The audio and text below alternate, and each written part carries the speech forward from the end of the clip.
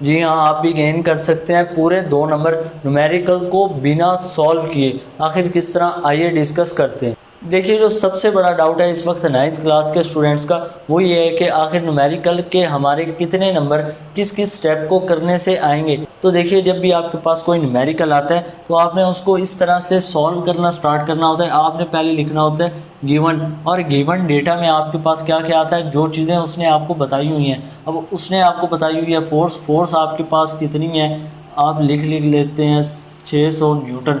उसके बाद उसने आपको बताया हुआ है 5 मीटर। अब 5 मीटर मीटर किसके लिए यूज़ होता है, डिस्टेंस के लिए। तो यहाँ पे हम लिख लेंगे d is equal to 5 metre. जबकि 15s हमारे पास यूज़ होता है टाइम के लिए। तो यहाँ पे हम लिख लेंगे time is equal to 15 second. और उसने हमें फाइंड क्या करने को कहा हुआ है, पावर हम यहाँ पर क्या करेंगे, फाइंड। अच्छा, पावर का हमारे पास फार्मूला आता है P is equal to W/T। अगर यहाँ तक आप लिख लेते हो ये गिवन डेटा, इसके आपको मिलेंगे 2 नंबर। ठीक है जी, अगर आप ये गिवन डेटा सारा लिख लेते हो तो इसके आपको मिलेंगे 2 नंबर। जबकि ये फार्मूला जिस तरह से मैंने लिखा है, अगर आप ये लिख लेते हो इसका मिलेगा आपको 1 नंबर। ठीक है, ये अगर आप सारा लिख लेते हो तो आपको मिलेंगे 3 नंबर। लेकिन अगर आपको ये नहीं आता, आप एटलीस्ट ये लिख दीजिए, आपके 2 नंबर लाजमी आ जाएंगे। और अगर आपको फार्मूला आता है तो आपने वैल्यू ज़रूर पुट कर देनी है। लेकिन अब अक्सर बच्चों को फार्मूला ड्राइव करना नहीं आता, फार्मूला भी आपने ड्राइव करके लिखना होता है। अगर आपको फार्मूला ड्राइव करना नहीं आता, आपका कभी भी न्यूमेरिकल सॉल्व नहीं होगा। अब यहाँ पर हमारे पास गिवन में फोर्स है, डिस्टेंस है, टाइम है, इसीलिए अब हम यहाँ पर इस फार्मूला को ड्राइव करेंगे।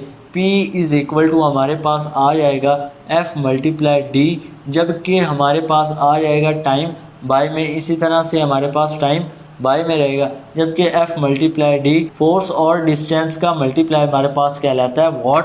इसका मतलब हमारे पास जो पावर है उसका फार्मूला बन गया F मल्टीप्लाई D बाय में T।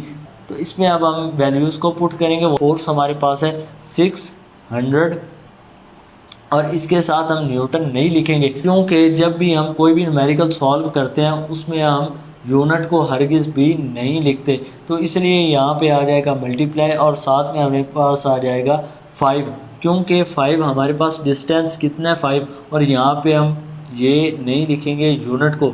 यहाँ पे अब हमारे पास आ जाता है 15 सेकंड। तो यहाँ पे अब हम लिख लेंगे 15 सेकंड। अच्छा, ये हमारे पास आ जाता है अब 3000 बाय में 15।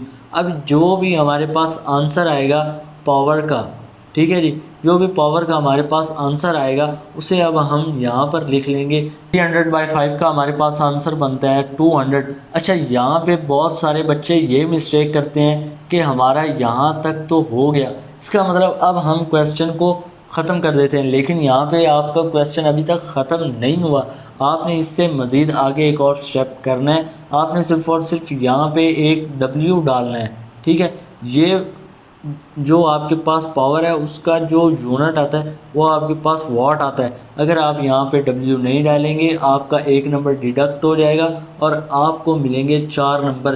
तो इसी वजह से अक्सर बच्चों के 60 में से 58 आ जाते हैं। कोई और भी रीज़न हो सकती है, लेकिन मोस्टली बच्चे न्यूमेरिकल्स में इस यूनिट को नहीं लिखते। इस यूनिट को ना लिखने की वजह से आपका 1 नंबर डिडक्ट हो जाएगा। अगर आपको फुल नंबर गेन करने हैं 5 नंबर, तो आपने पहले गिवन डेटा लिखना है, फिर आपने उसका यूनिट लिखना है, फिर यहाँ पे आपने सॉल्व लिखना है। सॉल्व लिखने के बाद आपने वैल्यूज़ को पुट करना है। वैल्यूज़ को पुट करने के बाद आपने आंसर लिखना है। आंसर लिखकर आपने यूनिट को भी लिखना है। लेकिन ये सारा कुछ अगर आपको नहीं पता, आपको नहीं आता कि हमने किस तरह से सॉल्व करना है, आप सिर्फ और सिर्फ ये गिवन डेटा लिख दीजिए, आपको 2 नंबर मिल जाएंगे।